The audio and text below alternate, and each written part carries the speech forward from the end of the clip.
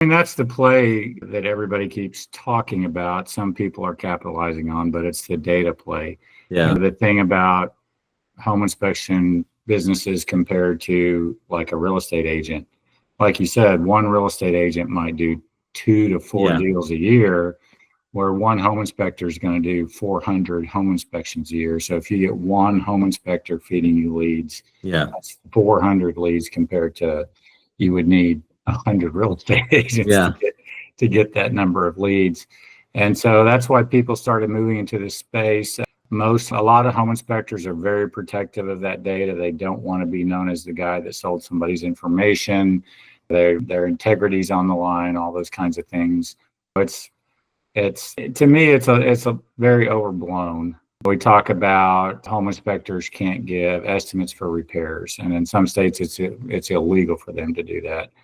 And yet the termite guy can come out and do a termite inspection, give estimate repairs, and do the service, and nobody blinks an eye. Same with the Yeah. HVAC guy. So Yeah. it's like I really don't understand the thinking around that. I know they're trying to maintain a unbiased third party look at the house, but if you've got somebody who's you can trust with a track record, it should be okay. But it's not everywhere. And of course, our inspectors don't do cost estimates, but our company does offer them. So we keep the inspector out of the loop, and we have other team members that can step in and help Make clients. an intro. That makes sense. Because the privacy piece is kind of makes no sense because the information is already there. The minute you acquire a house, you have your information in the title registry, and it's accessible, it's public, all the phone numbers, all the emails, everything is already available. So in terms of acquisition, so tell me a little bit about the first inspection company that you bought. Yeah, so that was the first one we bought. It came about. We set out in 2022 on an aggressive growth plan to expand into 10 cities in 2022, and we were going to do organic expansion.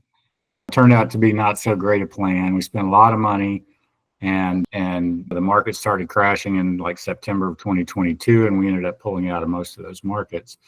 But during that time, my son, who was working for us, was making recruiting phone calls to the cities that we were looking at.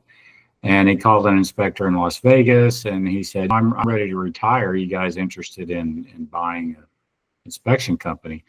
And so we talked to him, and several months back and forth, we went out and visited him, and we ended up buying the company. It hasn't been a great deal. The Las Vegas market has not been good, but we're hanging on there. We're still doing inspections out there. We've got the owner paid off. I think we owe him like $20,000, but we about got him paid off. And the biggest thing, I guess, that we learned through that first acquisition is that small companies are high risk. Yes. Amen. That's what I keep saying.